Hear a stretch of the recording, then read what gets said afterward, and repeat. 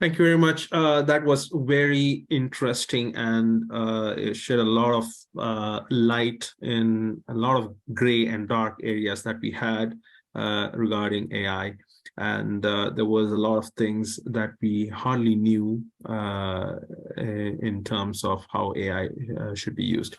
We have a few questions that I've lined up in the chat. However, I'm not sure if we'll be able to get into all of them. But let's just take a couple of them and then hopefully, leave it to the mystery. There is a world out there. You can definitely check them out. So one of the questions from one brother came in is, can there be Luddite type appraising against ubiquitous AI? Absolutely. In fact, that is where my research has led me. I do research. I mean, one of the things that Thabit kindly mentioned at the start was I do research in broadly what we might call decolonial computing and algorithmic racism. And if you bring the two together, it doesn't look good. And I think the presentation I made indicates, at least from my perspective, that things don't look good. So, can there be a Luddite type uprising against ubiquitous AI? Well, as they say, people who watch Star Trek, I don't know if there's anyone on this call who watches Star Trek: The Next Generation, there's this kind of collective called the Borg.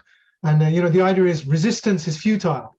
So I always respond, because people say to me, yeah, well, the historical Luddites who opposed the Industrial Revolution in the early, 1810s, or the Common Era, they tried, they went up, they broke the frames, but ultimately they were put down by the British state. It was an unsuccessful uprising. Luddism ended in failure.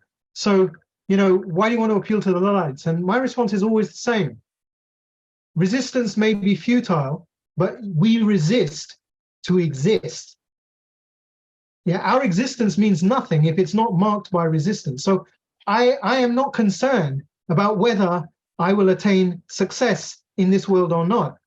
My concern is to be aligned with the divine, inshallah, on the right side of history, supporting the oppressed against the oppressor, and fighting any form of oppression, including an oppression or forms of oppression that mobilize artificial intelligence and machine learning. And I don't know, maybe Jamil wants to come back on that. I mean, I'm essentially, the work I'm doing is rhetorical work. I'm trying to make the argument for saying we need a Luddite uprising. What that looks like, maybe that's something that we need to think about, and maybe not on this call. Maybe we need to think about it as individuals, first of all, maybe, and then start in small groups thinking about this. But I think ultimately it's going to be inevitable that something like a Luddite type uprising is going to be necessary. I mean, that's my view. I mean, maybe others have a different opinion, but thank you for that question. Going on to the next one, do you think the influence of AI should affect the quality of next generation? And can the AI be used to manipulate the historic data, especially as a tool for Islamophobia? Okay, well, next generation, by that, I guess they mean the next generation of human beings, yeah? not next generation of AI systems. So yeah. I'll interpret it like that way anyway. So do I think that the influence of AI should affect the quality of the next generation? I absolutely think it is. I think there are plenty of studies that indicate this has happened already. I mean, Hamza Yusuf, irrespective of what you think about him, whether good or bad, is not really relevant, but he's quite right to point out to the distraction effects of associated with social media. Now, I could point to so many studies on this and books, such as there's a book by the founder of this area of research called virtual reality, Jaron Lanier, who was based in Silicon Valley at one time, knows a lot of the Silicon Valley AI tech gurus and people who are developing the tech. And, he writes a lot of critique of this tech. And one of his books is called something like 10 Arguments for Why You Should Delete All Your Social Media Accounts Now. I have this book. And why is it? It's because the algorithm was actually developed based on an understanding of human psychology and the release of specific hormones in the brain that trigger particular responses. So, I mean, some of you may have heard about this, the chemical dopamine, which is basically released by the brain to give you a kind of sudden rush. Yeah, so it's like a sudden high. It's not a long-lasting kind of a chemical designed to develop long-lasting patterns of kind of behavior or inclination. That chemical is actually serotonin. Rather, dopamine is a very short-acting chemical, and the guys who were generating these technologies, I'm talking about things like Facebook, right? Facebook itself. That's just one example of a social media tech, but it includes things absolutely like TikTok, Instagram, and whatever social media you're talking about. Anything that's involved in this kind of feedback loop of, you know, users using the tech, generating user data by using the tech, that tech being harvested by the tech itself to refine, to adapt, to transform the tech. Why? Well, for lots of purposes. One is generating prediction products for advertisers so they can better target you with advertising, but also to do behavioral conditioning. I mean, this isn't conspiracy theory. I know it sounds like conspiracy theory that, oh, the technology is out to control you. That's exactly what the technology has been designed to do from the get-go. So in answer to the first question, it's not, do I think the influence of AI should affect? I'm saying it already is. That's already happening. The question is, what are we going to do about that? And I don't think halal, haram, maslaha, mafsada is cutting it. I don't think that's good enough. I don't think it's going to do the work that needs to be done. I think we need better ijtihad. And we need to understand that we're doing this from a position of zillah, of weakness, not from a position of izzah. And that we need to think about that. We need to think about power all the time when we're having these discussions. And just the other part of the question, and can the AI be used to manipulate the historic data, especially as a tool for Islamophobia? Absolutely. In fact, there was a call just put out today for invited contributions to a forthcoming book called AI and Islamophobia. And I tried to give a couple of examples of it in the presentation this evening, that there are anti-Muslim biases embedded within these large language models that are powering these machine learning systems. So it's already there. It's already there. Can it be used? Will it be further used and further enhanced? Absolutely. I have no doubt about that whatsoever. Then the question is, what are we going to do about that? Back to you, Thabit. Right. I have a couple of questions which can be clubbed together. So it's more of asking, where did the data come from about Muslims, and what can we do to fix these problems and difficulties that we are having because of AI? Can I ask a question? If AI rely on collecting data, Muslims have very little input to generally the internet. So there is no data came from Muslims to correct data coming from non-Muslims. So what Muslims should do, and if there's any Muslim data, usually in their local language, Arabic, Urdu, whatever. So what do you think Muslims should do to force the collection of the correct?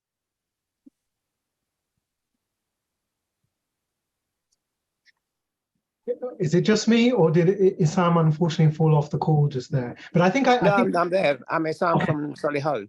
Okay. We have a project called Intellectual Jihad. Right.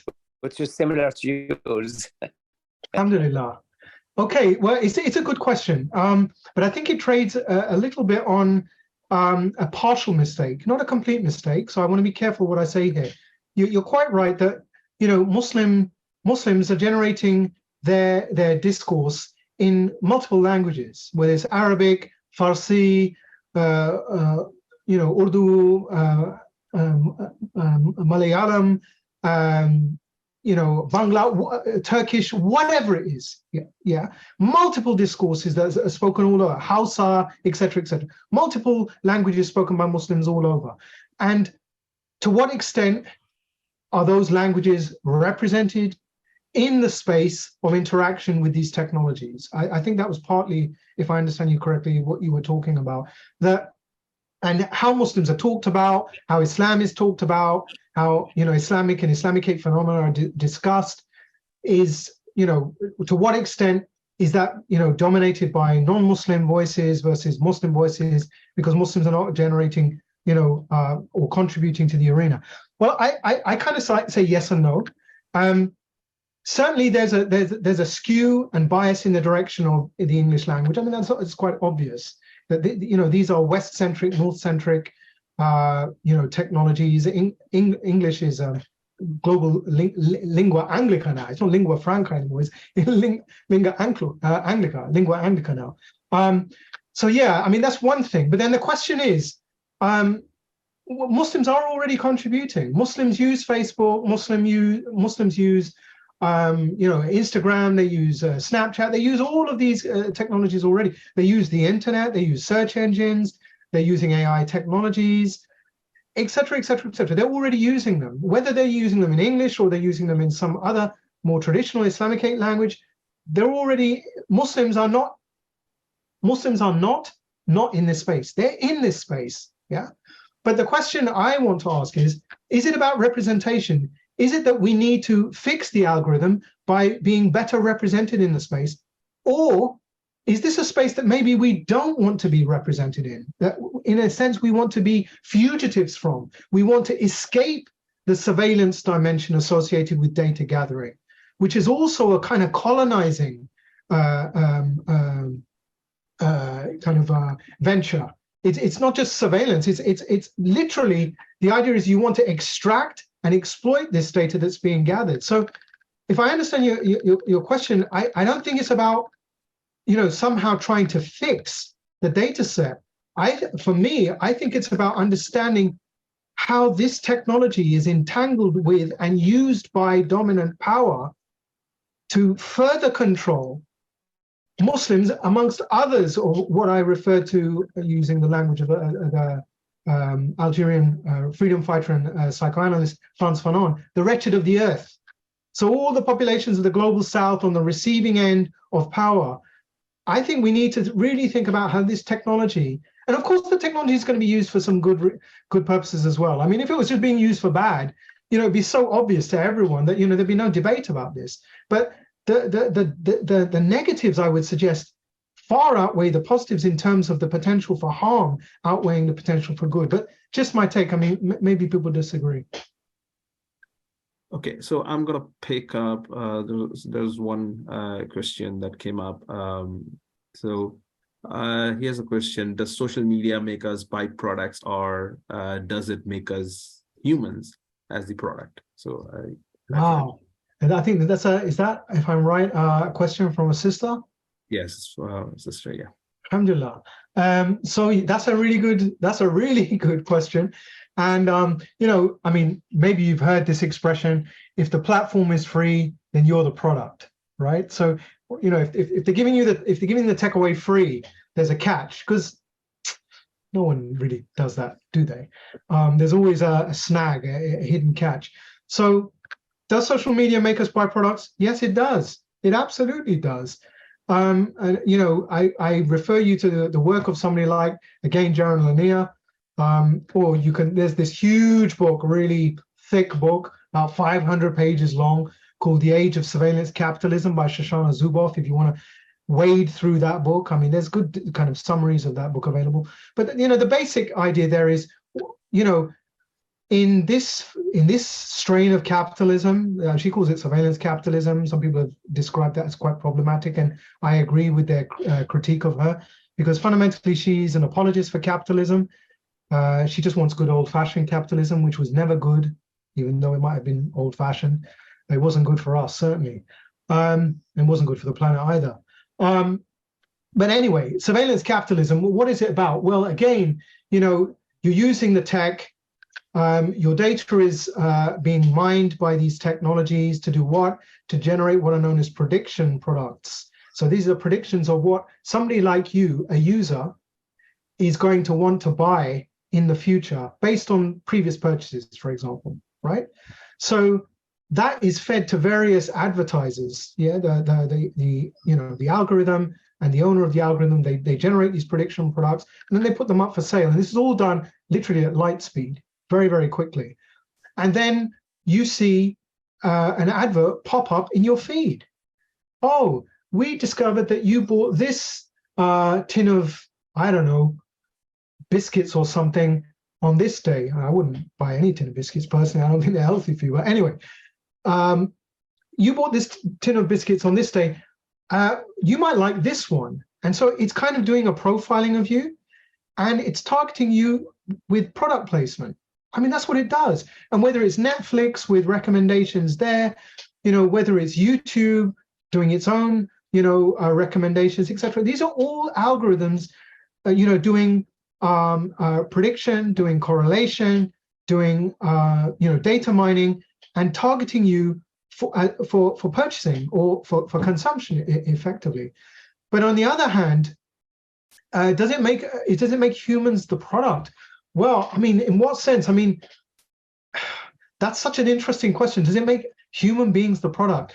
Well, I think we're the product in the sense that we're both creating the product, and we are the product in the sense that it creates a feedback loop that changes us, right? So we buy the products and we are changed through the process of buying those products. But it's actually worse than that. That's just in the area of, if you like, trade or capitalism or consumerism.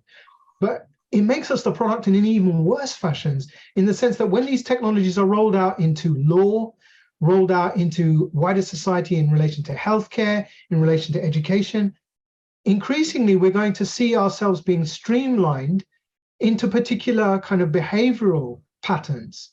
I mean, a really good example of this, just think about this, a concrete example. And I'm not saying the two are connected, but here's an example for you. During the pandemic, at least in the UK, and I'm sure it was the same elsewhere, we were given certain rules that we were supposed to follow. Remember the social distancing rules? 2 meters distance. And then if you went into a shop, I know this because sometimes we still see traces of this now. On the floor, there were arrows in the shops. So you were literally being moved around, shunted around in a particular fashion, following a particular pathway through the shop. And that is a form of conditioning. I mean, it wasn't long lasting. It's not like it lasted for 5-10 years or something. But it's a very interesting social experiment. And I'm not being a conspiracy theorist here. I'm just saying that, it doesn't matter what caused the pandemic. That's not really relevant to this. What is relevant is that there was a mass social experiment taking place to see the extent to which the polity, to which the citizenry of a state would conform to those rules and adapt and modify its behavior. And I'm suggesting that these machine learning systems and technologies, they are part of that larger apparatus of social conditioning, state conditioning, and global world system conditioning.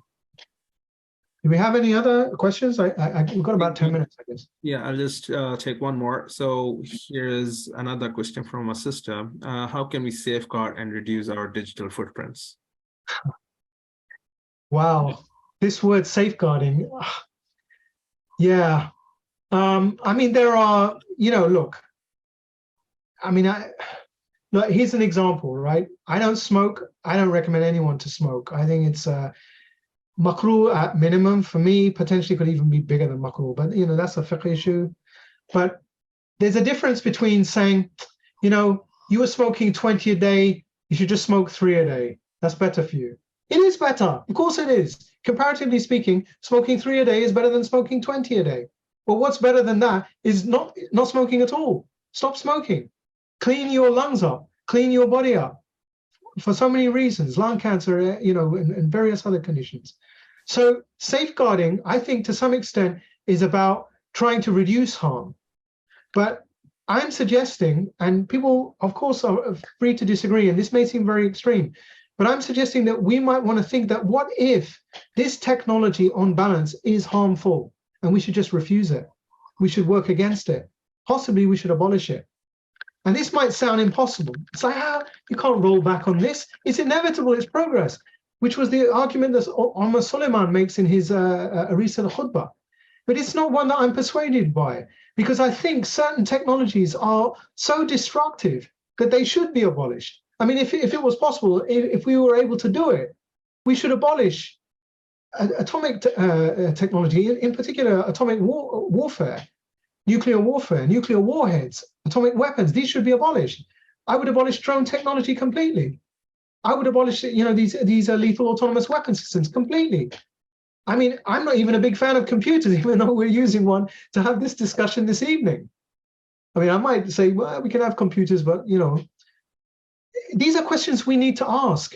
And I think we need to get beyond saying, and I say this with due respect to the system, I'm not trying to be flippant here, because reducing a digital footprint, if you can do it, do it. And you know, that you can find techniques online to do that. There, you know, there are apps, you know, that you can, you know, adopt some rather than others. You look at the security, you know, settings on these, think about, you know, to change them, to modify them so that it doesn't collect data on you. But ultimately, and I was told this by a colleague at my institution at the Open University, in my school, Computing and Communications, and it's by a guy who is an expert in privacy, security, and the law. And he said, and I asked him, his name is Ray Corrigan, and I asked him, I said, Ray, is there a way to avoid location tracking by reverting to an older phone? So not a smartphone, so not like, you know, like a Google phone or an iPhone or something, one of those clunky old phones. And he said, no, you can't avoid it completely. You're still going to be tracked by these surveillance towers. But, and here's the big but, the kind of smartphones that we all carry around on us that have all these apps embedded in them are collecting vast amounts of data about us all the time, which are being triangulated and potentially being used against us. So we might just have to think about saying a big la to this technology. Thank you. And I believe now we can come to the end of the session. And I also wanted to recognize some of the requests that came on the chat for further interacting with StriveUK and for the other events. So we have our social media links and the website put up in the chat box. So those who have asked the questions, please save those links. Okay, so to conclude, first of all, let me thank everybody who has attended this program today. A very hearty thankful, Jazakumullah khair, for everybody, every brothers and sisters, and also those who have made this event very engaging with a lot of questions. Unfortunately, we couldn't get to all the questions, and most importantly, Dr. Syed Mustafa Ali, your presentation has, like I said, brought a lot of light to this controversial topic, and also it. I believe everybody here has got that spark to ignite a boom of learning about this whole process. So before I conclude, I would just wanted to go back to the first verse, or rather the first word that was revealed by Allah in the Quran is the word Iqra. Which has which recommends us to read, learn, understand. About 30 years ago, we started with the computers that revolutionized the world, and then we got the internet. Then the era of social media in everybody's hand came up, and today it's going to be the artificial intelligence, and the theory is the same. All of this can be used for the good and bad, so you will have to identify the distinction, and Islam teaches you, Islam guides you on how you can further proceed. And this is not just an event to educate you. This is an event that brought a question mark to every one of you to go ahead and further learn, further understand about the process, and come out as I wouldn't say expert, but more learned than today. Inshallah, until we meet again. Wa akhir da'wana alhamdulillahi rabbil alameen. Assalamu alaikum wa rahmatullahi wa barakatuh.